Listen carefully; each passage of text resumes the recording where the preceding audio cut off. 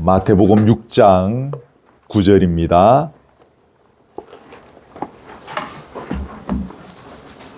마태복음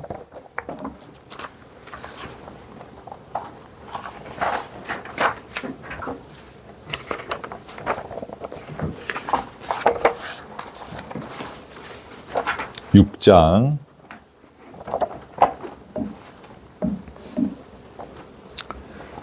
9절에서 13절까지 제가 봉독해 드리겠습니다. 그러므로 너희는 이렇게 기도하라. 하늘에 계신 우리 아버지여, 이름이 거룩히 여김을 받으시오며 나라가 임하시오며 뜻이 하늘에서 이루어진 것 같이 땅에서도 이루어지이다. 오늘 우리에게 일용할 양식을 주시옵고 우리가 우리에게 죄 지은 자를 사하여 준 것 같이 우리 죄를 사하여 주시옵고 우리를 시험에 들게 하지 마시옵고 다만 악에서 구하시옵소서. 나라와 권세와 영광이 아버지께 영원히 이사옵나이다. 아멘. 아멘. 지난주에 이어서 뒷부분 하기로 그렇게 약속을 했기 때문에 오늘 나머지 뒷부분을 하려고 합니다. 내용들을 막 줄여서 원고를 만들었는데도 시간이 이렇게 제법 이렇게 걸리고 해서 오늘 가급적이면 하다가 시간이 많이 가면 중간에 끊고 그만하겠습니다. 시계를 여기 탁자에도 올려놓고 저 뒤에도 있는데 막 설교하다가 보면 시계 두 개가 제 눈에 안 보여요. 막 여기에 막 집중해서 하다 보면 나중에 마칠 때쯤 시계를 보면 막 어느덧 시간이 가버리고 해서 그런 부분이 있는데 어쨌든 좀 오늘은 너무 늦지 않도록 그렇게 하겠습니다. 오늘 이제 하나님을 향한 기도 3개 했죠. 이제 우리를 향한 기도 뒷부분에 3개. 그 3개 중에 첫 번째가 뭡니까? 일용할 양식을 달라 하는 거죠. 이게 얼핏 보면 이 기도는 너무 단순하고 분명한 것이라고 생각이 되어지는데 또 여러 가지 많은 의문과 다양한 해석이 있는 기도문이라는 사실을 주목할 필요가 있습니다. 첫째는 일용할 양식이 무슨 뜻인가? 이 양식은 이제 떡, 밥, 우리로 치면 밥이 되겠죠. 빵이나 안에 떡, 밥 이런 것이 되겠죠. 어떤 분은 주의 만찬, 최후 만찬 아시죠? 최후의 만찬 때 나눠 먹었던 이제 그 식탁을 의미하는 것이다. 이제 이렇게 해석하는 사람이 있고, 영적 양식이다. 영적 양식이니까 뭡니까? 하나님의 말씀을 의미한다 이거죠. 또 세 번째는 뭡니까? 떡을 그리스도 자신으로 해석한다 이거죠.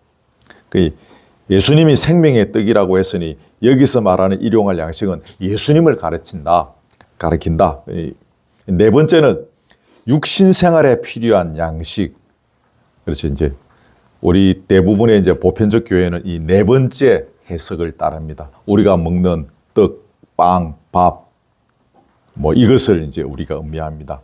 근데 이렇게 이해했을 때 몇 가지 문제가 제기된다는 거죠. 첫째가 뭡니까? 순서상에 있어서 잘못된 것이 아니냐는 것입니다.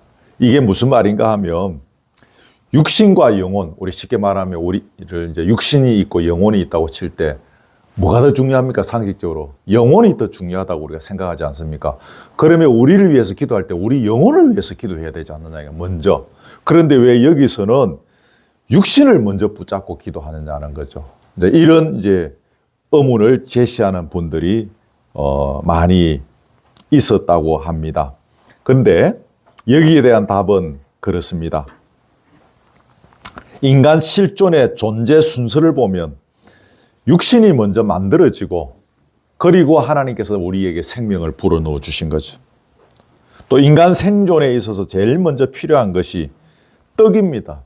오늘 저와 여러분이 여기 있는 것은 밥 먹고 영양분이 우리 몸속에 공급되어서 힘이 있어서 여기 와 있지 않습니까? 며칠만 굶어도 막 병원 실려간다고 하는데 그렇게 우리가 굶고 있었으면은 여기 아무도 올 수가 없잖아요. 일단 먹어야 되는 거죠.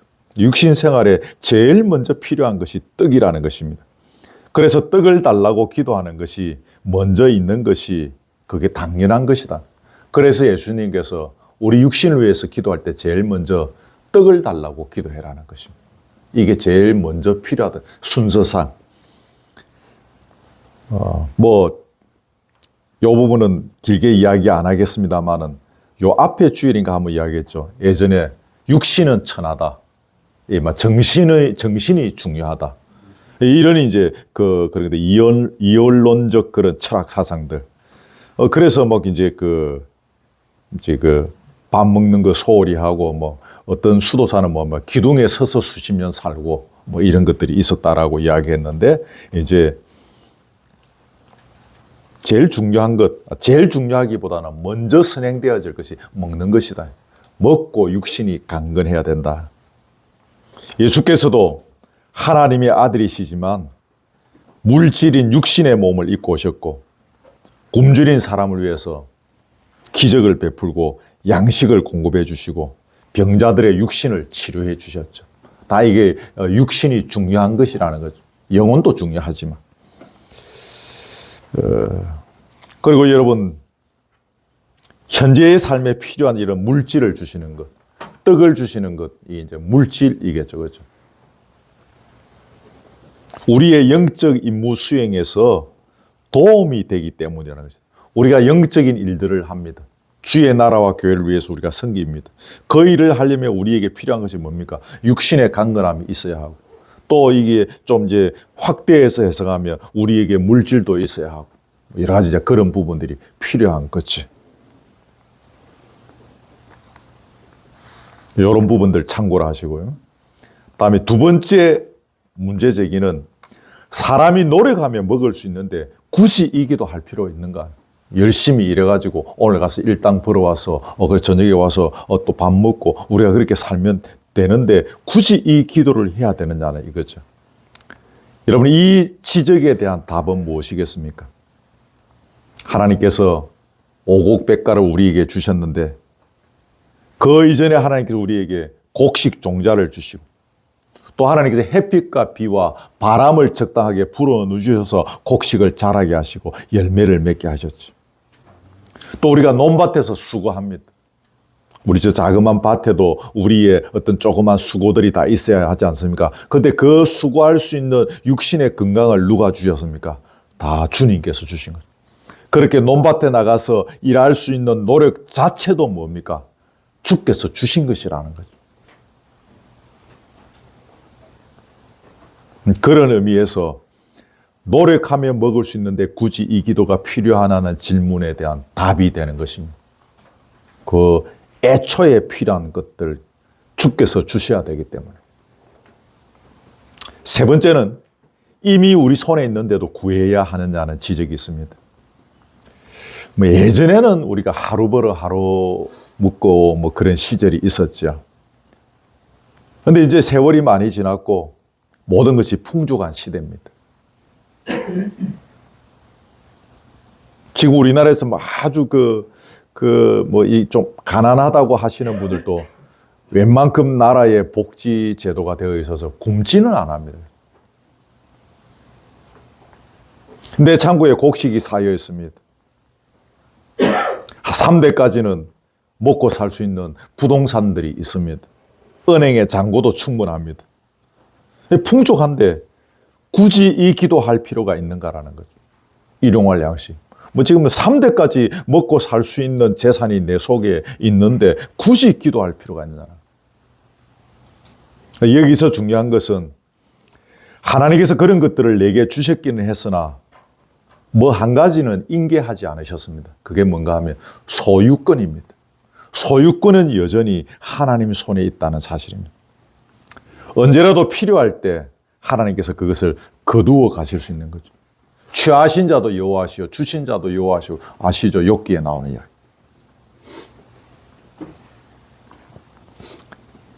우리는 현재의 이 내 모든 소유가 매일매일 나의 필요를 위해서 공급되어지는 보장이 된다는 그걸 우리는 인정할 수가 없는 것입니다. 내 곳간에, 내 은행 통장에 혹은 내 등기부등본에 수많은 부동산이 있다 할지라도 주께서 나의 필요를 공급해 주셔야 가능하기 때문에 그래서 우리는 이 기도를 해야 한다는 것입니다. 그리고 그날 그때 주시는 것에 대한 뜨겁고 감격 어린 감사 기도가 있게 되어지는 거죠. 제가 그장 산골에서 그 사역할 때에 그 신방을 가며 그 할머니들이 꼭 밥 먹고 가라고 그럽니다. 그러니까 반찬에 몇 개 없어요. 그러니까 뭐 그냥 밥 한 그릇에 그 된장에 풋고추 몇 개 하고 뭐 그런 정도. 근데 그분들이요 그 밥상 앞에서 기도를 하는데 정말 간절하게 해요. 감사 기도를. 저는 거기서 배우는 이 일용할 양식 앞에서 이렇게 뜨겁게 감사를 하시는구나. 오늘 본문에서 우리는 그런 것들을 배웁니다. 갈로 2번입니다. 오늘의 양식을 달라는 기도. 오늘, 여기서 포인트는 오늘입니다. 오늘. 오늘의 필요한 양식을 구하라는 것은 인간의 욕심을 이렇게 제한하는 하루에 필요한, 우리 생활에 꼭 필요한 것을 구하라는 것입니다. 광야에서 만나를 거둬들일 때 그 만나는 어떻게 했습니까? 날마다 거두었습니다. 오늘 거두어들인 것 같고 오늘 먹고 또 내일 가서 거둬서 또 내일 먹고 모레 거둬들여서 모레 먹고. 왜 그러면 하나님께서 매일매일 식량을 거두라고 하셨을까요? 일용할 양식을 날마다 거두라고 하신 것은 만나와 메추라기를 날마다 가서 거두어와야 했던 것은 너희들이 계속해서 나 여호와를 의지하고 나 여호와를 만나고 나 여호와를 바라보아야 한다는 것입니다. 날마다 내가 주는 것 받아 먹고 나 여호와의 은혜를 잊지 말라는 것입니다. 우리 저와 여러분 똑같죠?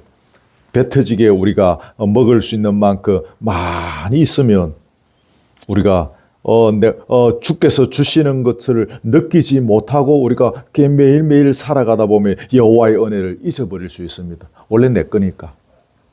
내가 예전에 노력해가지고 또 이만큼 창고에 쌓아 놓았으니까. 그게 아니라는 것입니다. 날마다 받아 먹고 날마다 주의 은혜가 얼마나 크신 건지를 잊지 말라는 것입니다. 그 한경직 목사님 아시죠? 그분이 이런 말을 한 것이 있어서 제가 소개합니다. 이렇게 하심으로 우리 인간이 매일 하나님을 앙망하게 되고 매일 하나님께 기도하게 되며 매일 하나님을 의지하게 하며 매일 하나님과 교제하게 하고 매일 하나님과 동행하게 만드는 하나님의 사랑과 지혜의 결론으로 알아야 할 것입니다. 그래서 매일 하나님 만나고 매일매일 주의 은혜 기억하고 매일매일 당신을 의지하고 매일매일 하나님께 기도하는 이런 삶으로 우리를 이끄시고 있다는 것입니다. 이 기도가. 그래서 일용할 양식을 구하라는 것입니다. 참고로 손가락 표 여러분이 있을 것인데 거기 아굴의 기도 아시죠? 잠언에 보면 나중에 집에 가서 찾아보시고요. 거기 보면 여러분 잘 아시는 유명한 구절입니다. 나로 가난하게도 마옵시고 부하게도 마옵시고 오직 필요한 양식으로 내게 먹이시옵소서. 여러분 아시죠? 혹 내가 배불러서 하나님을 모른다 할까? 여호와가 누구냐 할까? 혹 내가 가난하여 도적질하고 내 하나님의 이름을 욕되게 할까 두려워합니다. 그래서 나로 너무 가난하게도 하지 마시고 너무 부자로도 살게 마시고 그 아굴의 기도, 여러분 집에 가셔서 잠언 30장에 나오는 내용인데 꼭 한번 찾아서 읽어보시고요. 그 구약에 등장하는 아굴의 기도와 오늘 예수님께서 가르쳐주신 이 일용할 양식을 구하는 기도와 여러 가지 면에 있어서 이렇게 맥이 통하는 부분이 있다는 것을 꼭 좀 또 한 가지 기억하면 좋겠습니다. 그 또 한 가지 그 손가락표 있을 것인데 그럼 저축은 안 해도 되는가? 일용할 양식 오늘 먹고 살 만큼 필요한 거 매일매일 구해서 받아 먹으라는 것으로 오늘 이것을 해석하면서 저축 그러면 하지 말라는 말인가? 이런 문제가 있을 수 있습니다. 그렇지 않습니다. 오늘 위한 양식이라고 하는 것은 내일을 위한 저축이나 장래를 위한 어떤 선한 사업을 위한 설계마저 부정하는 것은 아닙니다. 오늘 이 기도문이 뭔가 하면 마치 내일 하나님이 안 계시기라도 하는 듯이 어떻게 먹고 입고 살까 근심 걱정하는 것, 그거 하지 말라는 것입니다. 그것을 배제하고 있는 것이지 저축하지 말라는 뜻은 아닌 거죠. 또 물질 자체에 대하여 하나님과 겸하여 섬김을 금하는 것입니다. 한 사람이 두 주인을 섬기지 못하고 하나님과 재물을 겸하여 섬기지 못한다. 이런 구절들이 오늘 기도문을 이해하는 데 많이 도움이 될 것입니다. 그 다음에 갈로 세 번째입니다. 여기서 중요한 포인트는 일용할 양식을 내게 달라는 것이 아니라 누구에게 달라고 합니까? 우리에게, 기억하십시오. 우리에게. 이 기도는 나 혼자 소비할 수 있는 것을 달라는 것이 아니고 가난한 이웃과 함께 우리 모두 함께 먹을 수 있는 일용할 양식을 달라고 기도하라는 것입니다. 그러므로 우리는 이 기도를 할 때마다 내 주변을 돌아볼 수 있는 넉넉함이 있어야 되는 거죠. 가깝게는 또 신앙 공동체 안에서 또 조금 더 나가면 내 주변의 사람들의 궁핍을 생각하고 내가 가진 것으로 섬길 줄 알아야 하는 거예요. 우리는 이 기도를 통해서. 말씀드린 대로 우리나라는 기본적인 복지는 외만큼 되어 있기 때문에 끼니마다 밥을 굶는 사람은 거의 없습니다. 제가 알기에는.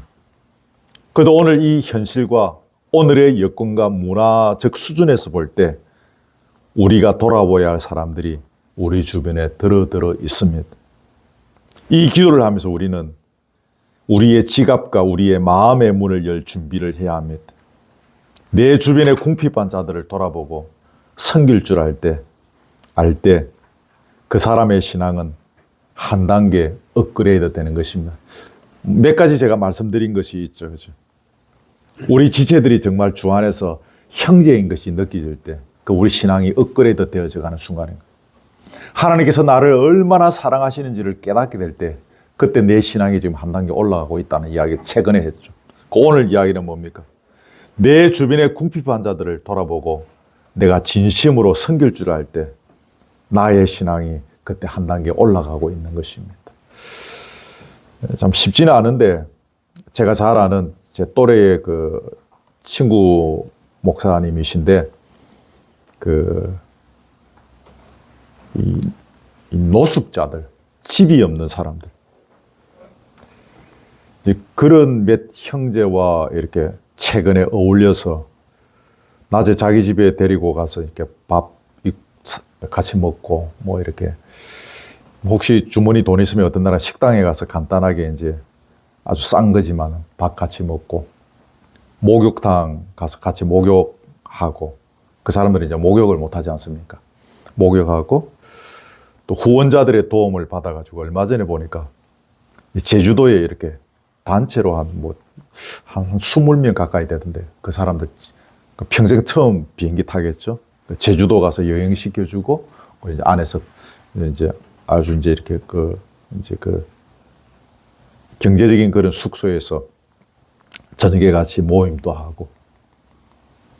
그런데 이제 그 사람들이 주일날 교회 오라 말 안 하는데 그 교회 찾아온대요. 주일 와서 예배 드리고. 다른 교회는 막 그런 사람들 오면 예배 드리러 오면 밥 먹으라 하고 또 돈 얼마 주고 그러지 않습니까? 돈 안 줘도 온대. 이제 그런, 제가 옆에서 도전을 참 많이 받는데, 이제 그분은 그런 것들을 또 할 수 있으니까, 이제 그게 가능할 수 있는데, 이제 예를 들어서 이제 그리고 이런 여러 가지 부분들에 있어서 좀 우리도 좀 고민이 필요하고 적용점을 찾아가 보아야 될 줄 압니다. 기억하십시오. 우리에게. 나만 배 터지게 잘 먹고 잘 사는 것이 아니라 우리 신앙 공동체 초대교회는 모두가 같이 나누어 가지고 그러면서 같이 살았지 않습니까? 나아가서 우리 주변을 돌아보고 또 살피는 이 이야기하면 막 굉장히 확대하면 참 이야기할 것이 많죠. 그 다음에 갈로 4번. 이 기도는 인간의 의무가 따른다는 사실을 기억하십시오. 다시 말하면 노동의 책임을 동반하고 있다는 것입니다. 하나님께서 만나를 그저 하늘에서 붕붕붕 내려주셨습니다. 근데 여러분, 인간이 할 일은 무엇이었습니까? 아침마다 거기 나가서 허리를 굽혀서 그거 거두어 들여와야 집에 와서 먹을 수 있는 거죠. 하나님께서 모든 종자를 주셨고 오곡백과를 주셨습니다. 그래, 인간이 종자를 심어야 합니다. 김을 메고 가꾸고 물기를 내고 거두어 들이고, 그건 인간이 다 해야 합니다. 그래야 먹을 수 있습니다. 십계명에서 여세 동안은 힘써 내 모든 일을 하라 그랬습니다. 사도 바울도 그랬죠. 누구든지 일하기 쉽거든 먹지도 말게 하라 그랬죠. 인간의 의무가 이 기도했다. 일용할 양식을 주옵소서. 그러나 내게 주신, 내가 감당해야 될 나의 몫은 또 내가 열심히 살아가겠습니다. 라는 그 고백이 이 기도 속에, 그 고백과 책임이 이 기도문 속에 들어있다는 사실을 놓치지 말아야 합니다. 그 다음 크게 두 번째 기도 제목입니까? 우리 죄를 사하여 주시옵소서라는 거죠. 여러분, 여기에서 우리 한글 성경에는 없는데 헬라 원문에 보면 이 기도문 바로 앞에 그리고라는 접속 부사가 있습니다. 그리고. 그러니까 앞에 기도가 뭡니까?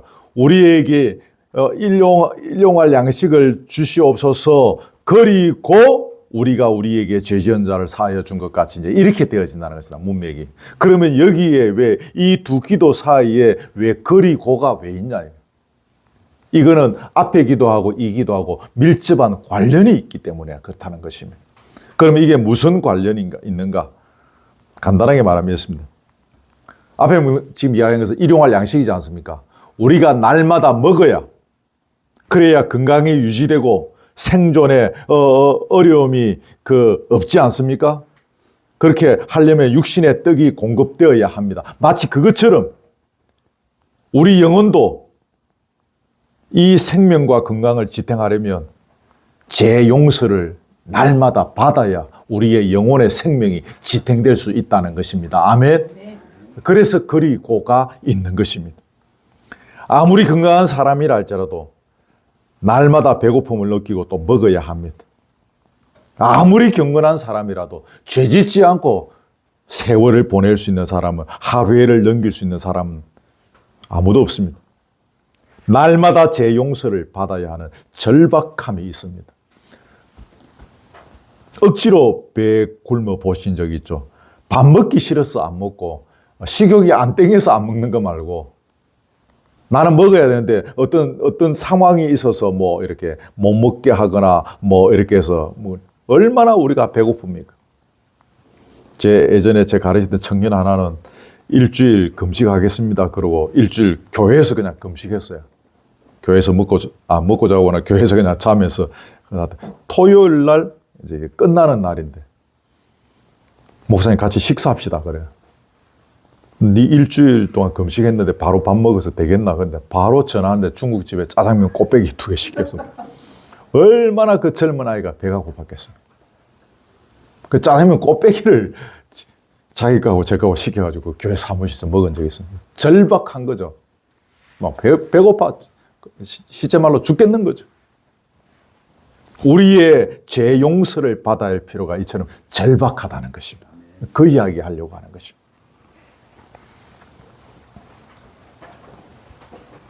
현세의 모든 좋은 것을 가졌다 치더라도 사죄의 은총을 받지 못하면 무의미한 것을 상기시키는 본문입니다.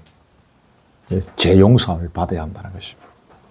자, 여기도 이 제기가 있습니다. 갈로 1번. 이것도 여러분 잘 좀 새겨 들으셔야 되는데, 이미 믿는 성도는 이미 다 죄 용서함 받았기 때문에 이 기도가 왜 필요하냐 이겁니다. 우리 예수 믿는 순간에 죄 사함을 받아서 어렵다함을 얻었지 않느냐 이거예요. 믿음으로 어렵다함을 받았다라고 성경은 말하는데, 하나님께서 주 예수 그리스도 안에서 모든 죄를 완전히 처리하셨다라고 그렇게 성경은 선언하는데 왜 또 이 기도를 또 해야 되느냐 이게. 우리의 과거와 현재는 물론이고 미래에 지을 죄까지 그 죄들에 대한 책임을 더 이상 묻지 않겠다는 말인 것입니다. 우리가 어렵다함을 얻었다는 것은. 우리를 정죄할 자가 없다는 것입니다. 앞으로도 없다는 것입니다. 그런데 이렇게 분명한 일에 왜 우리가 죄 용서를 위해서 기도해야 하는가 그 말입니다. 여기에 대한 답은 예수님께서 제자들의 발을 씻기신 사건을 통해서 찾을 수 있습니다. 예수님이 그때 뭐라고 하셨습니까? 나중에 여러분 그 요한복음입니까? 거기 나오죠. 이미 목욕한 자는 발밖에 씻을 필요가 없느니라. 팔레스타인 거리는 먼지가 뒤덮인 환경인데다가 그 사람들은 샌들 비슷한 그런 것을 입고 다녔지 않습니까? 그러니까 어디 조금만 요 앞에 뭐 이렇게 뭐 마트에만 갔다 와도 막 발에 그냥 먼지가 꽉 끼어 있는 거예요. 근데 목욕을 했기 때문에 들어올 때는 뭐 하면 됩니까? 발만, 더럽혀진 발만 씻으면 되는 것입니다. 우리는 예수님의 보배로운 피로 죄 씻음을 받았습니다. 하나님의 자녀가 됐습니다. 의롭다함을 얻게 되었습니다. 그러나 세상과 접촉하는 동안에 나도 모르게 내 영혼에 죄악의 먼지로 인해 더럽혀져 있는 부분이 있습니다. 이 중에 그런 게 없는 분이 아무도 없죠. 저를 포함해서. 따라서 이때 우리에게 발 씻음이 필요한 것입니다. 목욕은 했지만. 그래서 우리는 이 기도를 해야 하는 것입니다. 여러분 요거 모르면 이단에 넘어가기 쉽습니다. 이단에서 이 이야기 많이 하거든. 왜 다 용서받았는데, 왜 다 용서해준다 했는데 왜 그 기도하냐 이거예요. 네, 여러분 이 원리를 잘 아셔야 합니다. 자, 그 다음에 갈로 이번에 이 죄를 사하여 주소서라는 표현의 그 의미가 뭔가 하면 여러분 설교를 통해서 들으셨지만 죄는 헬라어 원문의 빚입니다. 빚. 우리 빚진 거 아시죠? 갈로 이르고 채무. 우리가 누구한테 100만 원 빚졌습니다. 그것을 뜻하는 단어입니다. 이 죄라는 단어가 헬라어 원문에는. 그러니까 이제 죄에 대한 빚을 지고 있는데 예수님께서 십자가에 달리셔서 대신 피값으로 그 죄값을 갚아주신 겁니다. 이걸 대속이라 그러죠. 구속이라기도 하고 대속이라기도 하죠. 갚아주신 거죠. 자, 성경에 등장하는 사죄의 의미를 성경에 몇 가지들이 나오는 걸 봅시다. 빨리 간단하게 봅니다. 첫째는 죄를 덮어버린다는 것입니다. 뭐 길가에 뭐가 있습니다. 흙으로 확 덮어버리는 것입니다. 아니면 세멘하고 막 그 모래하고 자갈하고 사서 섞어가고 막 확 덮어버립니다. 반영구적이죠. 안 보이는 것입니다. 두 번째는 죄를 멀리 옮겨버린다는 뜻입니다. 저 태평양 너머로 막 이제 뭐 설명하자면 저 멀리 옮겨버리는 것입니다. 세 번째는 죄를 쥐어버린다는 뜻입니다. 요즘은 이 말 안 쓰는데 도말이라는 말을 우리는 어릴 때 말이죠. 어른들이 우리 죄를 도말하여 주시고 우리도 뭔 뜻인지도 모르고 막 우리도 따라 같이 해서 이제 그게 나중에 이게 이제 그 쥐어버린다는 뜻이. 실반의 선생님이 이 분필로 막 적어놨는데 쥐어버리면 아무것도 없습니다. 네 번째는 바다에 던져버린다는 뜻입니다. 깊은 바다에 던져버리고 나면 다시는 찾을 수 없죠, 그죠? 못 찾지 않습니까? 다섯 번째는 주의 등 뒤에 던진다. 이제 이제 그 표현인데 주님의 등 뒤에 던지니까 뭡니까? 등 뒤에 던지니까 안 보이는 거죠, 그죠? 내가 다시는 그 죄를 안 본다는, 내가 안 보겠다는 것입니다. 눈으로 덮어버린다. 흰 눈보다 더 뭐 그런 표현이에요. 눈으로 덮어버린다. 카자흐스탄의 겨울에 가면 고속도로 운전하다가 보면 그 다음에 봄에 눈 속에 그대로 얼어있는 채로 발견되는 경우가 종종 있다고 합니다. 눈이 너무 많이 왔어. 고속도로 가는데 가다가 눈이 와서 길을 잊어버려서 길인 줄 알고 갔는데 그냥 거기 파묻혀서 그대로 얼어버립니다. 사람은 없는 것입니다. 그 땅덩어리가 워낙 넓어서 휴대폰도 안 터지고 그 다음 해에 늦봄에 눈이 녹기 시작하면 어디 논두렁에 차가 한 대 처박이고 그 안에 사람이 몇 명 이렇게 그대로 앉아서 죽어 있다는 것이. 그 눈으로 덮어버리면 안 보이죠. 그냥. 눈으로 덮어버린다는 것입니다. 자, 여기서 성경에서 말하는 용서관은 단순히 형벌을 면제하는 정도가 아닙니다. 너 나한테 그렇게 했지만 나 너한테 이제 복수하는 거 안 할게. 그 정도가 아니라 죄를 절대 없이 하는 것입니다. 성경의 용서는 죄를 없이 해주는 것입니다. 또 악행을 당한 자가 악행을 행한 자에 대해서 그 일을 기억하지 않는 것이다. 너 나한테 저번에 내 등 뒤에 칼 꼽았지? 근데 그거를 등에 칼을 꽂힘을 당한 자가 등에 칼 꽂은 자의 악행을 더 이상 기억하지 않는 것입니다. 이게 성경이 말하는 용서관입니다.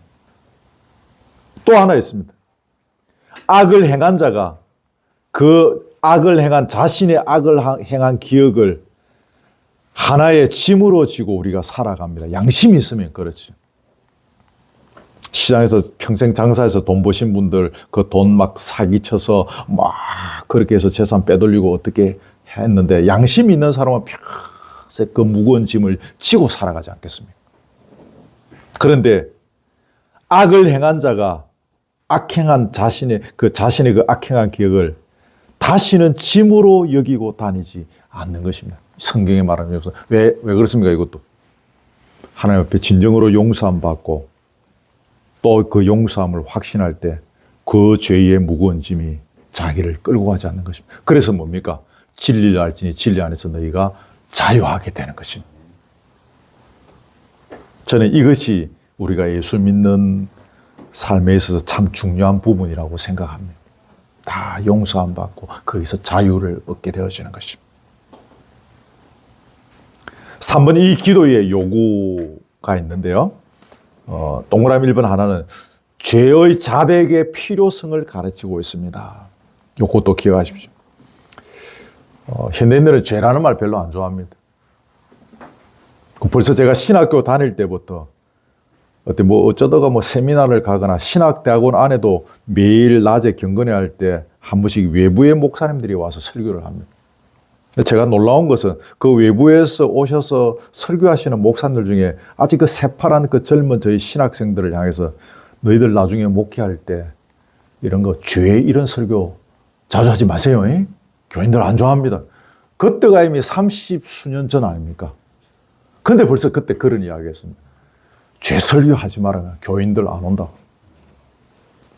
이미 한국 교회는 병들어 가고 있는 거죠. 그것도 이 고신인데.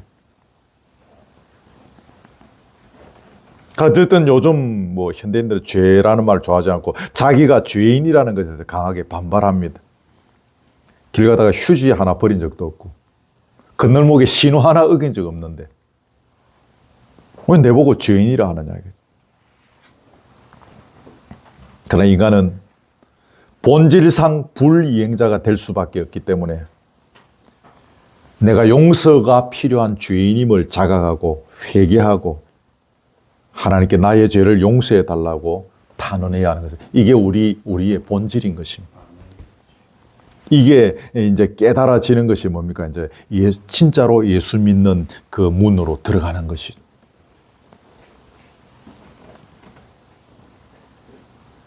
우리가 하나님과의 교제 안으로 들어가서 빛 가운데 살게 될 때 우리 속에 불순종한 것들이 가득하다는 것을 발견하게 됩니다. 내 생각이나 감정이나 의지나 무슨 의도나 내 동기 안에 심지어 우리 영의 의식의 자리에까지 불순한 것들이 있음을 발견하게 됩니다.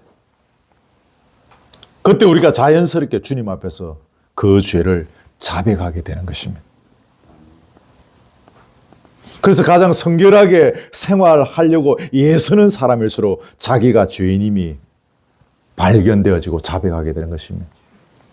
그래서 그 한국 교회의 대표적인 주석가고 이런 신학자로서 탁월한 그 박윤선 박사님, 우리 박윤선 목사님의 그 주석은 우리 목사님들 세계에서는 신학 그 주석의 클래식이라고 할 정도로 그 책 한번 읽으면 안 될 정도로 옛날에는 그렇게 유명한 분입니다.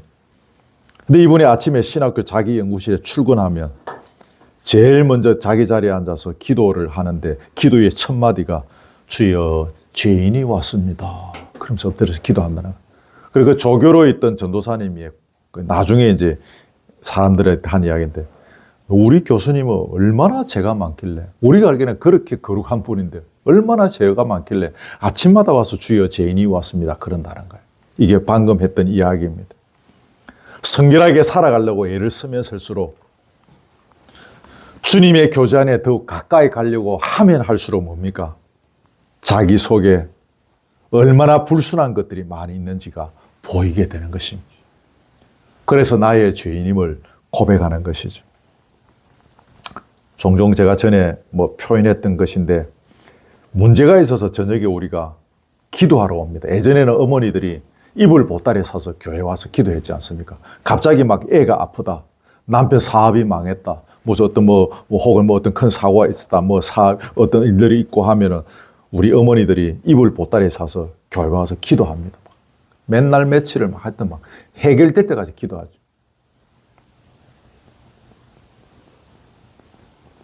근데 여러분, 그 밤에 와서 기도하면 처음에는 아버지, 우리 딸 저 지금 다 죽어간다고 하는데 살려주이소 막 기도합니다. 근데 여러분, 12시 넘어서 적어도 한 새벽 2, 3시 넘어가면 기도가 바뀌어요. 우리 딸 좀 살려주세요. 조금 전에 병원에서 그냥 말기 진단받고 와가지고 그렇게 부르짖다가 기도가 바뀌어요. 뭐라고 바뀌는지. 하나님 아버지, 내 죄를 용서해 주이소. 경험해 보셨죠? 새벽 2, 3시 되면은 우리 딸 살려달라는 기도는 쑥 들어가 보고 없고 내 죄를 용서해 달라는 기도가 내 입에서 터져 나오는 것입니다. 이게 뭡니까? 하나님께서 기도하라고 우리에게 환경을 주셨고 기도는 주님과 가까이 나아가는 것인데 그래서 주님과 가까이 이제 기도하면서 가다 보면 주님을 만나게 되어지고 그 교제 속에 들어가 보면 내가 보이는 것입니다. 내 딸 살려달라는 것보다 더 중요한 것이 내가 얼마나 더러운 죄인인가가 보이는 것입니다. 그래서 내 죄를 용서해 주십시오. 이제 그런 기도들을 하면서 어느덧 그러다가 보면 기도의 시간들을 보면 내 딸은 고침을 받아가 있고 이제 그런 일들이 얼마나 우리 어머니들 신앙의 세계 속에서 많이 있었던 이야기고 저도 경험하는 목회를 하면서 경험한 것들입니다. 여러분, 우리 각자가 삶에 문제가 없는 분들이 아무도 없을 것입니다. 한번 여러분의 골방 속에 들어가셔서 조금 시간의 여유를 가지고 한번 기도해 보십시오. 우리가 보이는 거예요. 내가 보이는 거예요. 불순한 내 속의 모습들이 보이는 거죠.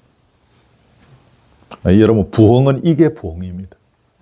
내 속에 더러운 것이 보여서 주님 앞에 눈물로 고백하며 엎드리는 그게 부흥입니다. 우리에게 3만 명 모인다, 5만 명 모인다, 그게 부흥이 아닙니다. 그거는 가짜 부흥이죠. 그죠? 그 다음에 그 동그라미 2번이 있을 것인데 남의 죄의 용서를 구하고 있습니다. 이 기도는.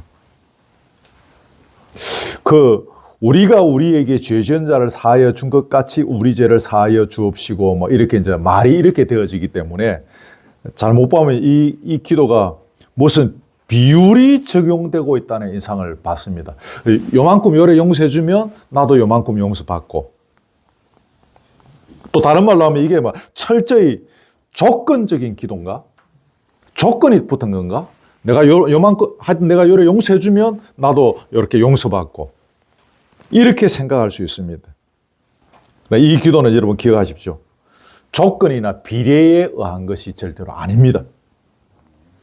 여러분, 우리가 하나님께 죄를 범한 거하고 형제가 내게 죄를 범한 거하고 그냥 양으로 칩시다. 어느 것이 많습니까? 이거를 다 표현할 수 없는데 마태복음 18장 비유에 보면 임금에게 빚진 그 종의 액수는 1만 달란트입니다. 근데 이 종에게 누가 딴 사람이 빚을 졌습니다. 그 빚진 것은 100데나리온이었습니다. 근데 이거를 계산으로 이렇게 해보면 1만 달란트에 60만 분의 1이 100달란트라고 합니다. 제가 계산한 거 아니고 책에 나와 있습니다. 그만큼 이제 차이가 난다 이겁니다. 우리가 쉽게 말하면 우리가 하나님 앞에서 지은 죄는 이 뭡니까? 10,000달란트, 10,000,000달란트. 형제가 내게 지은 죄는 100데나리온이라는 것입니다. 그러므로 이 기도는 우리가 우리에게 죄 지은 자를 사하여 주었기에 우리 죄를 사하여 주옵소서가 아니고 우리 자신이 용서함을 받았기에 우리도 형제를 용서합니다. 그러니 또 우리 죄를 용서해 주옵소서. 우리가 용서함 받았지 않습니까? 원래 원죄적인 면에 있어서. 그래서 나도 형제를 용서합니다. 근데 또 내 발에 더러움이 또 있지 않습니까? 그러니 내 죄도 용서해 주십시오. 이렇게 해석하는 것이 정통적인 이제 신학자들의 해석입니다. 그 오카는 목사님의 글에 보면 이렇게 설명되어 있습니다. 들으십시오. 하늘에 계신 우리 아버지요. 우리는 아버지 하나님께 엄청난 죄를 사함을 받았기에 다른 형제의 죄를 용서할 수 있었습니다. 그러므로 우리의 잘못도 용서하여 주십시오. 조금 이제 이해가 되시죠? 하나님 앞에 10,000,000달란트의 그 엄청난 죄를 용서받았습니다. 그래서 나도 이 형제가 내한테 지은 죄를 용서합니다.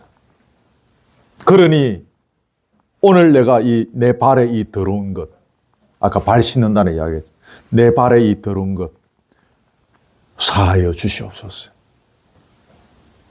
이 기도는 이렇게 해석하는, 보편적으로 우리가 지금 그렇게 이해하고 봤습니다. 여러분, 하나님의 용서와 인간의 용서는 떼놓을 수 없는 관계입니다. 하나님이 우리를 용서해 주신 거하고 우리 서로가 용서하는 것은 별개냐? No. 뗄래야 뗄 수 없는 관계라는 것입니다. 그 그레고리라는 예전에 초대교회 교부 시절에 아주 유명한 분입니다. 누군지 몰라도 됩니다.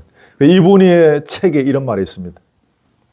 무자비한 사람이 자비로운 하나님과 교제하는 것은 불가능하다는 것입니다. 무슨 말입니까?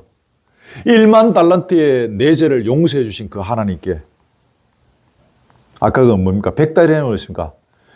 100데나리온의 형제의 죄를 용서해 주지 못하는 자가 하나님과 교제할 수 없다는, 그 불가능하다는 것입니다. 사랑 없는 사람이 사랑의 하나님과 교제하는 것도 불가능하다는 것입니다. 용서하지 않는 사람은 용서를 기뻐하는 하나님과 교제할 수 없다는 것입니다. 우리 신앙생활에 중요한 것이 뭡니까? 하나님과의 교제, 다 아시죠? 근데 하나님은 용서를 기뻐하시는 분인데, 우리에게 10,000,000달란트의 죄를 용서해 주신 분인데, 100데나리온의 죄도 용서하지 못하는 내가 그 하나님과 교제할 수 있느냐? 없다. 이제 그 그레고리 이분은 이제 그렇게 강력하게 표현하는 것입니다.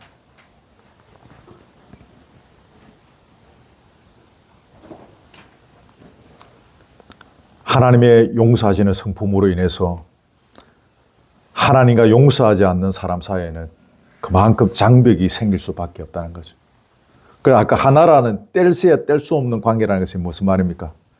10,000,000달러의 죄를 우리가 하나님으로부터 용서받았으니 그 은혜가 너무 커서 100데나리온의 죄를 나에게 지은 저 형제를 나도 용서하는 것입니다.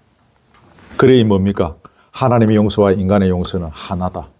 뗄래야 뗄 수 없는 관계. 또 하나 신앙의 성장 단계 이야기합니다. 내게 어떤 잘못한 자를 내가 용서할 수 있는가? 그 용서할 수 있으면 우리 신앙이 또 한 번 되게 3학년에서 4학년 올라가는 거죠. 저의 또 목회의 경험이고 삶의 경험이지만 하나님이 이런 단계도 우리에게 이 단계들을 걸어가게 하시는 것 같습니다. 처음에 이제 신학 들어가서 초보 때는 막 죽게 맡기는 거 이런 거를 훈련시켰습니다. 저 거창 산골에 거기 첫 사례를 줄 수 없어가지고 두세 달을 모아갖고 그 몇십만 원 강도사 첫 사례를 줄 수 있는 그 가난한 교회, 내 아들과 딸의 인생을, 나의 인생을 죽게 맡기고 거기에 한번 내 인생을 던질 수 있는가 없는가 하나님 그런 거 갖고 테스트하시면서 제 신앙을 이렇게 자라게 하셨습니다. 그래서 좀 세월이 지나고 좀 지나니까 이제 이런 것들 용서할 수 있느냐 없느냐 이런 것들로 하나님 이제 저에게 도전장을 던지시고 온 교회가 막 목사님 그거는 그 사람 안 됩니다. 잊어버리십시오. 괜찮습니다. 근데 하나님은 저에게 그 사람한테 찾아가서 용서하고 만나라는 거예요. 제가 6개월 동안 버텼습니다. 와 이러십니까 하나님. 장로님들도 그래 하지 말아야 했고 모든 권사님들도 저에게 그렇게 하지 말아 하는데 와 하나님은 새벽마다 나를 괴롭히시고 근데 결국 6개월 만에 제가 기도하고 집사람하고 같이 그 직장에 찾아가서 안아주면 다 해결되더라고요. 그런 적이 있었습니다. 그러면서 이제 우리의 신앙이 하나씩 자라는 것입니다. 그래 말씀에 순종하면 이거는 뭐 본론하고 상관없는 이야기인데 하나님 우리에게 또 상을 줍니다. 아버지 심부름 잘하고 오면 사탕 하나 주잖아요. 하나님 또 저에게 사탕 하나 딱 주시는 거예요. 뭐 그런 걸 일일이 다 소개할 수 없습니다. 자 넘어갑니다. 그 손가락비 또 하나 용서하기가 참 쉽지 않습니다. 어떻게 하면 형제를 용서할 수 있을까요? 뭐 이 평범한 이야기인데 남을 이해하기를 배워야 합니다. 어떤 글에 이런 말이 있었습니다. 그리스도인에게 있어서 제일 중요한 단어가 사랑인데 그 사랑 다음으로 그리스도인에게 중요한 단어가 이해라는 것입니다.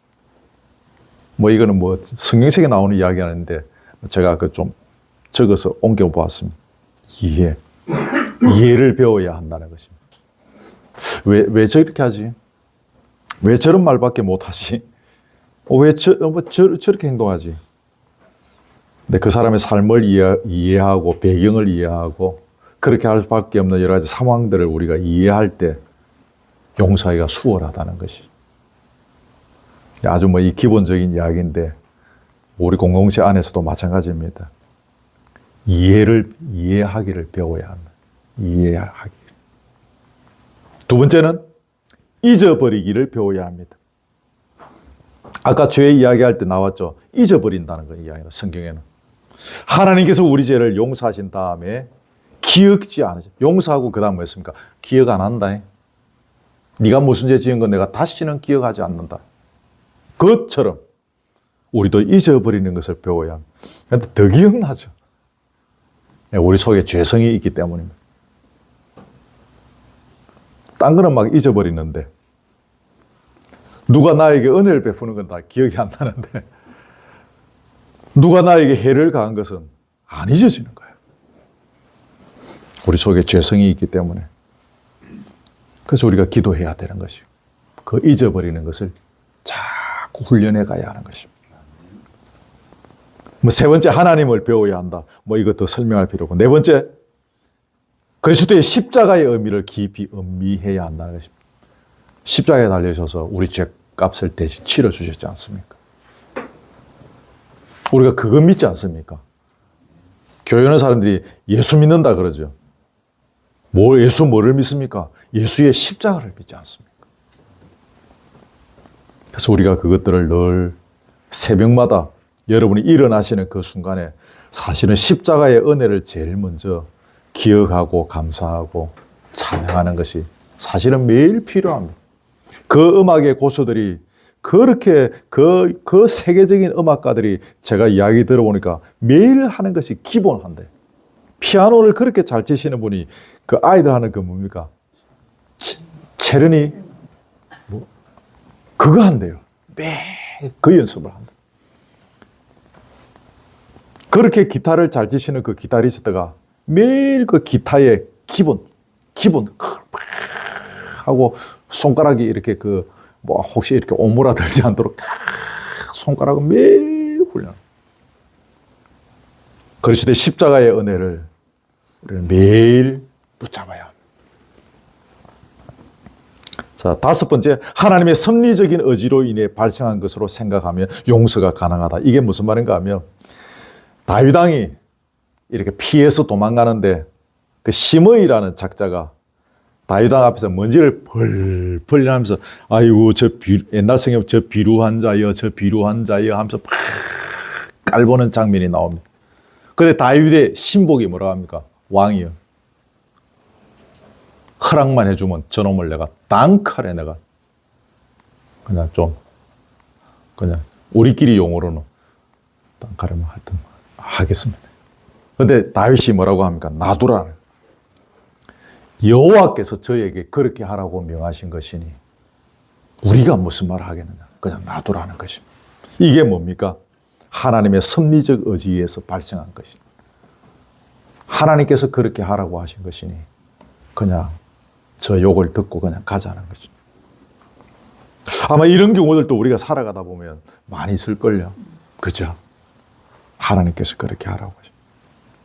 여섯 번째, 우리는 기도해야 합니다. 당연한 것.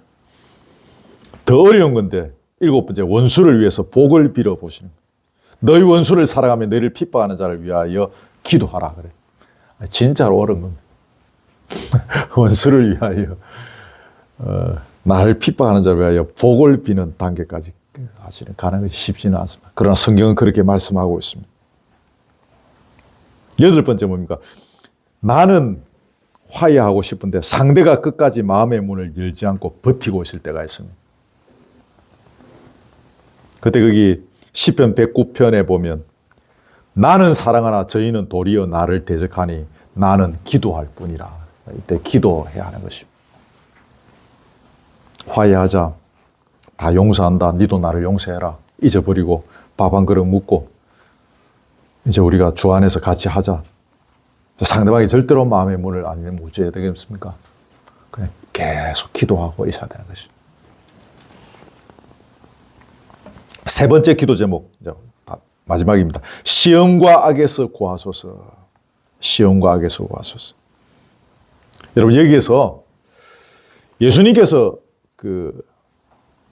네 죄사함을 받았느니라 고쳐주고, 그리고 이어서 하신 말씀이 뭡니까? 가서 다시는 죄를 범하지 말라 그랬습니다.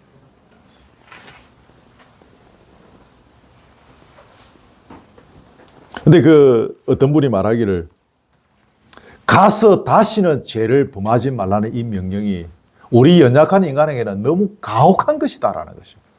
여러분 좀 이해가 되십니까? 세상이 악으로 가득 찼고 우리는 너무나도 연약합니다.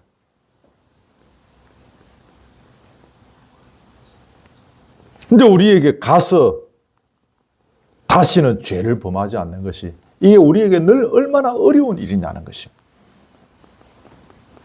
그래서 우리는 주께 이렇게 기도해야 되는 것입니다. 주여, 우리가 당신께 기꺼이 순종하고 싶고 죄를 짓고 싶지 않습니다. 그러나 나는 이렇게 약하고 세상은 마귀의 세력은 강합니다. 그러니 주여 우리의 연약함을 동정하사 우리를 시험에 들지 않도록 도와주십시오. 라고 기도해야 한다는 것입니다. 이해되시죠? 그죠? 또 이 기도에서 또 한 가지 중요한 것은 또 가서 죄를 짓고 악을 행하게 되어지면 하나님과의 교제가 단절된다는 사실입니다. 또다시 당자의 신세로 아버지의 품을 떠나는 신세가 되는 것입니다. 그래서 우리가 이 기도해야 된다는 것입니다. 하나님과의 교제는 죄가 들어가면 단절되잖아요. 그죠? 아까 중요한 것이 하나님과의 교제라 그랬는데 죄가 들어가면 단절되는 거예요. 그래서 말씀드린 박윤선 목사님은 아침마다 연구실에 출근해가지고 죄인이 왔습니다. 용서해 주시옵소서라고 기도하는 거죠. 오늘 하루 하나님과 교제의 끈을 붙잡고 가야 되기 때문에. 그리스도인에게 중요한 것은 하나님과의 교제의 끈을 놓치지 않는 것입니다. 우리 하나님과 부단한 끊어지지 아니하는 영적인 교제를 즐기며 나아가야 합니다. 그래서 우리에게 필요한 것이 뭡니까? 이 세 번째 기도. 시험에 들게 하지 마시고 다만 악에서 구하옵소서. 좀 밑에 조금 더 내려갑니다. 시험에 들지 말게 해달라는 뜻이 이게 하나님께서 우리에게 우리를 시험 들게 하시는 분이라는 뜻은 아닙니다. 여기 시험은 뭡니까? 마귀가 우리에게 주는 유혹. 뭐 영어로 이 발음이 정확한지 모르겠는데 temptation, 유혹하는 것입니다. 그것도 어떻게 들으면 시험에 들지 않게 해달라는 말이 시험이 나에게 그 시험이 마귀가 주는 것임이 하나님 나에게 접근하지 못하도록 해 주십시오라는 기도인가? No, 그 뜻이 아닙니다.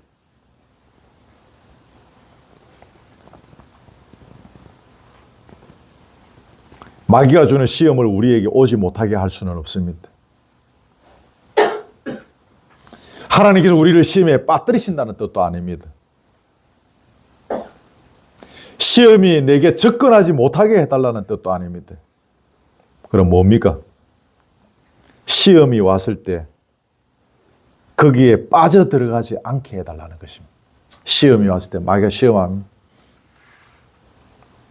이 순간도 지금 우리에게 찾아서 마귀가 시험할 수 있습니다. 근데 거기에 빠져들어가지 않도록 해달라는 것입니다. 시험에 들지 않게 해주십시오. 다만 악에서 구하옵소서. 갈로 2번. 여기 다만 악에서 구해 달라는 것은 시험에 빠지지 않는 정도만 아니라 도리어, 다만이란 말이 도리어 그 세력을 무너뜨리고 그 악에서 승리하게 해 주십시오 라는 뜻입니다. 아멘. 시험에 빠지지 않도록 해달라는 것보다 더 적극적으로 여하한 사탄의 위협과 공격에서도 내가 배교나 불신의 자리에, 낙심의 자리에, 절망의 딸에 떨어지지 않고 그 사탄의 시험을 물리치고 승리할 수 있게 해달라는 간곡한 부르심이라는 것입니다. 이기고 승리하게 해주십시오.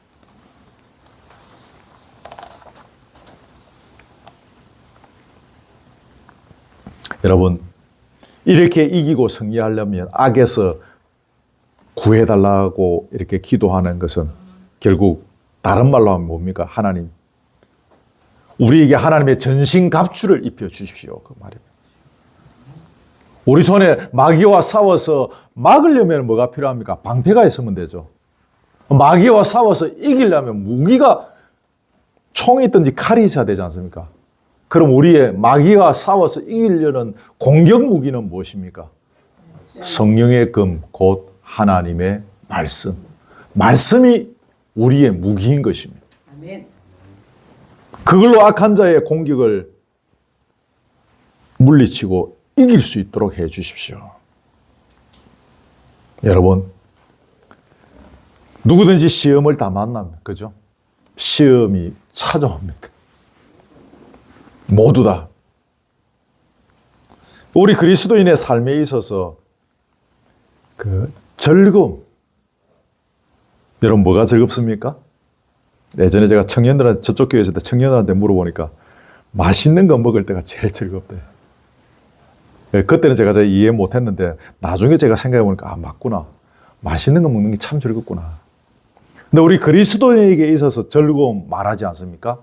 우리 그리스도인에게 있어서 즐겁게 하는 그 즐거움의 아주 중요한 요소가 뭡니까? 시험에서 악을 무너뜨리고 승리해서 이기는 것입니다. 이게 우리의 영적인 즐거움인 것입니다.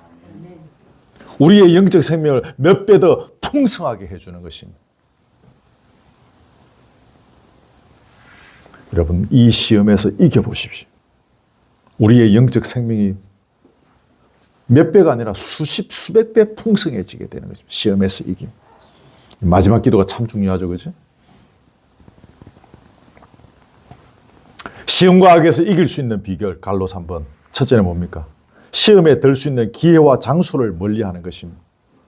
여기 또 하나, 우리를 죄로 끌어들일 수 있는 사람도 조심하는 것이 좋습니다.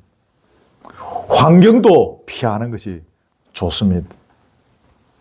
물론 모든 것을 이길 수 있는 분은 이 사람하고도 친하고 이 사람과도 어떻게 하고 어떤 장소나 어떤 환경에 가도 될 수도 있겠지만 내가 약하면 약할수록 나를 시험 들게 할 수 있는 사람은 피하는 것이 좋습니다. 그런 사람. 또 그런 장소, 그런 환경. 제가 목회해 보니 우리를 시험 들게 하는 아주 중요한 요인 중에 하나는 사람이더라고요. 그렇죠? 사람이 우리를 시험 들게 하는. 목회자의 입장에서는 좀 보이지 않습니까? 아, 저 사람 좀 안 만나면 좋겠는데. 시험에 더 자주 막 만나고 막 그래. 결국 보면 시험에 들어있는 경우들이 많죠. 그 다음에 이런저런 환경들, 어떤 장소. 울산에 가면 옛날에는 유공이라 그랬죠. SK 공약 큰 데 있습니다. 예전에 제가 직장 생활할 때 거기하고 뭐 거래가 있어서 유공에 이제 자주 들어갑니다. 유공 입구 큰 대문 앞에 가면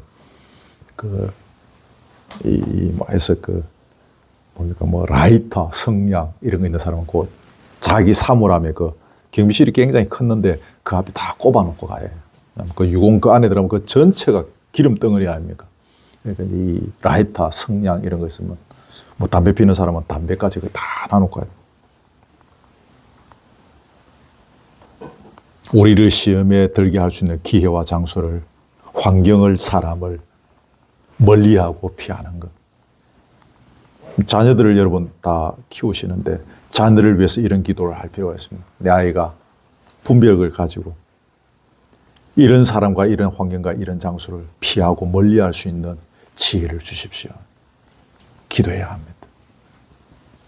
두 번째는 뭐죠? 말씀을 상고해야 합니다. 아까 얘기했죠? 성령의 금 곧 하나님의 말씀을 가지라. 에베소서 6장에 나옵니다. 그래서 여러분 말씀 많이 읽고 말씀 많이 잘 듣고 배우고 말씀이 여기 안에 들어있어야 합니다. 시편 119편에 보면 내가 주께 범죄치 아니하려 하여 뭘 내 마음에 두었는 줄 아십니까? 주의 말씀을 내 마음에 두었나이다. 뭐 안 하려고요? 범죄치 아니하려고.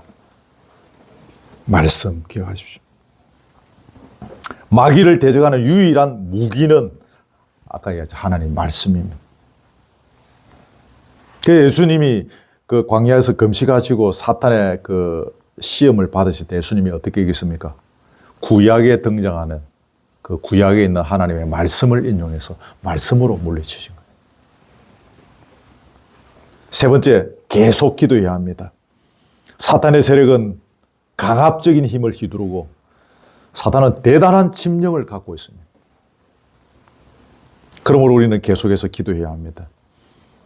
기도와 관련된 책을 많이 쓰는 조지 물러라는 분이 있는데 이분이 이런 유명한 말을 했습니다. 사단은 우리가 기도 많이 하는 것을 별로 겁 안 낸다는 것입니다.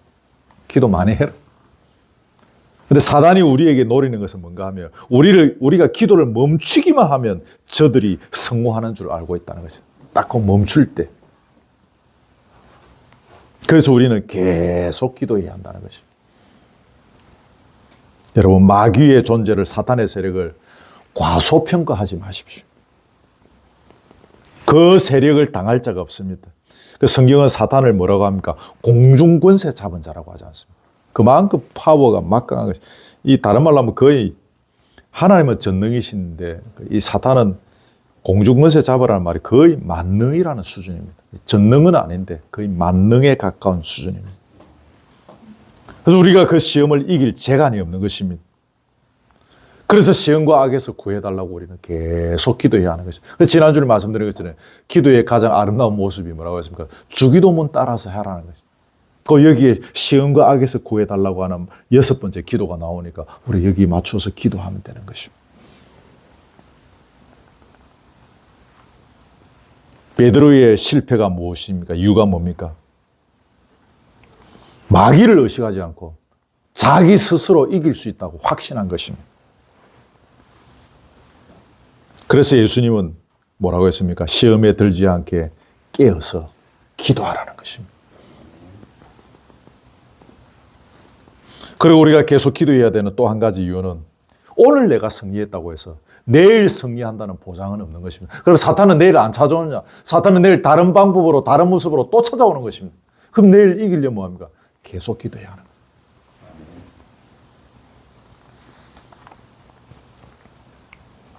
마지막 동그라미 네 번째는 뭡니까? 기도한 것을 실행에 옮기도록 노력해야 합니다.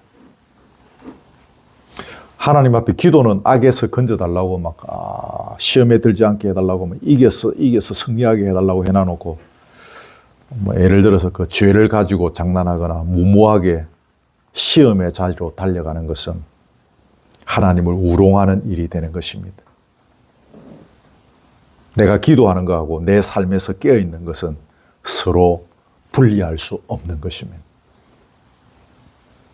우리는 특별히 우리의 욕망을 억제하는데, 우리의 욕심을 억제하는데, 악은 그 모양이라도 버리라는데, 믿음에 굳게 서서 마귀를 대적하는데, 세상과 그 안에 있는 것을 사랑하지 않는 데에 주의를 기울여야 합니다. 성도는 선한 양심을 잃지 않기 위해서 힘써야 합니다. 그리고 우리의 생각을 위의 것에 두어야 합니다. 그러면서 우리가 또 TV 연수곡도 봐야 하고 뭐 이것저것 뭐 싱어게인 포도 봐야 되고 뭐 바쁜 거예요. 거의 다 해내야 돼.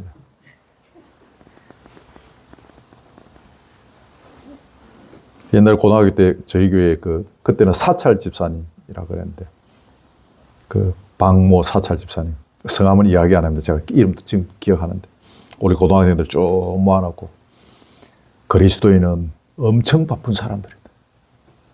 죽으라고 공부도 해야 되고 열심히 살지 않으면 그리스도인은 버틸 수 없다. 목 집사님 와 제가 지금 이 나이 때까지 내가 그거 기억합니다. 그 말이 그 말이구나. 열심히 살아야 하는 것입니다. 해야 될 것이 우리는 너무 많은 것입니다. 그 속에서 우리는 이기고 승리하고 그 승리의 기쁨 즐거움들을 또 나누면서 영적인 삶을 유지해 가야 되니까 얼마나 우리가 바쁩니까?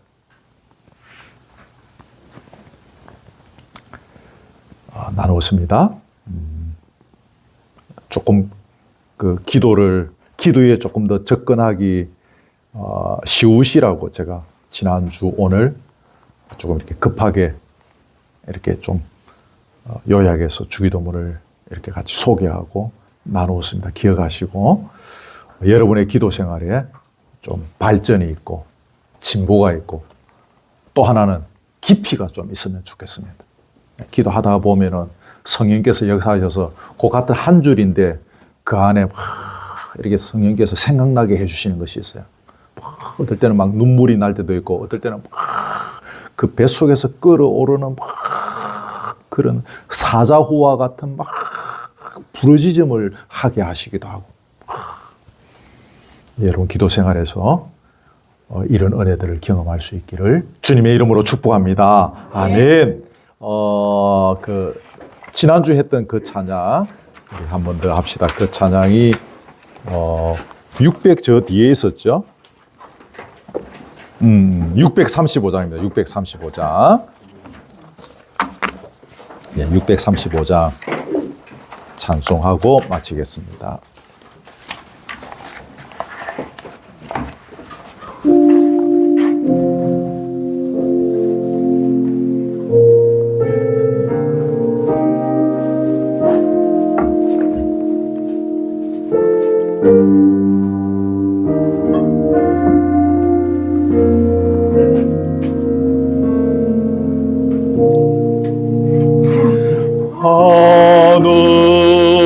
하늘에 계신 아버지 이름 거룩하사 주님 나라 임하시고 뜻이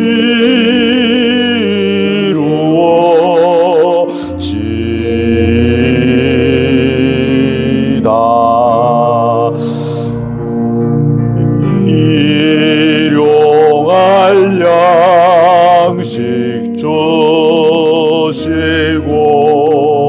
우리들의 큰 죄 다 용서하옵시고 또 시험에 들게 마시고 악에서 구원하소서. 대개 주의 나라 주의 권세 주의 영광 영원히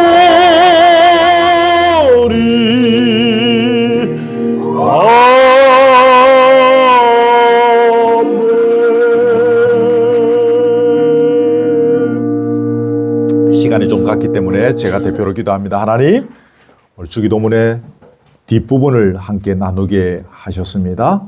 주님께서 우리에게 가르쳐주신 이 기도가 얼마나 소중한지를 또 이번에 다시 한번 발견하게 되어집니다. 우리의 눈을 열어주시고 성령의 강력한 인도하심 속에서 주님이 가르쳐주신 이 기도문의 내용들을 우리의 기도의 생활 속에 적용하며 또 우리의 삶 속에서 적용해 가는 가운데 우리의 기도의 무릎이 더욱 깊어지고 넓어지고 풍성해지게 하시고 또 우리의 기도의 삶을 통하여 죄의 세력에서 이기고 승리하는 놀라운 신앙생활의 즐거움을 누리는 단계에 이르기까지, 원수를 용서하는 단계에 이르기까지, 내 주머니에 있는 것들로 궁핍한 내 주변의 많은 사람들을 돌아볼 수 있는 자리에 이르기까지 우리의 신앙이 진보할 수 있도록 역사해 주시옵소서. 아멘. 시간의 한계 때문에 또 종의 연약함들 때문에 제대로 잘 전하지 못한 것들 주님께서 특별히 각자의 심령 속에 역사하셔서 더 깊이 깨닫고 발견하고 또 적용할 수 있는 은혜들이 있게 해 주시옵소서. 바라기는 우리 교우들의 개인적인 기도의 생활이 더욱 풍성해지게 하시고 깊어지게 하시고 주님과 일대일로 만나는 가운데 놀라운 신앙의 진보와 성숙과 발전과 열매와 능력을 경험하는 세월이 되도록 인도해 주시옵소서. 교회를 붙잡아 주시고 기도의 무릎이 쇠하지 아니하도록 우리 교회가 주님 오시는 그날까지 기도의 무릎으로까지 걸어갈 수 있도록 은혜를 더하여 주시옵소서. 아멘. 예물을 드리오니 받으시고 주의 영광 거두어 주시고 특별히 이 예물이 주의 나라와 교회를 위해서 잘 사용될 수 있도록 그때그때마다 지혜를 다하여 주옵소서. 교제의 자리에 함께 하시고 먹고 마시는 우리의 이 삶 속에서 육신도 강건해지고 우리의 심령이 부유해지는 자리가 되게 하옵소서. 함께 예배드리지 못한 교우들도 있습니다. 기억하시고 그곳에 주께서 은혜 주시고 또 주님이 간섭해 주시고 주의 풍성함으로 역사해 주시옵소서. 아멘. 예수 그리스도의 은혜와 하나님의 사랑과 성령의 교통하심이 주님이 가르쳐주신 기도문을 배우는 가운데 그 풍성한 기도의 골방, 기도의 능력의 자리에 이르기를 원하는 사랑 우리 교우들 머리 위에 지금부터 영원토록 함께 있을지어다. 아멘.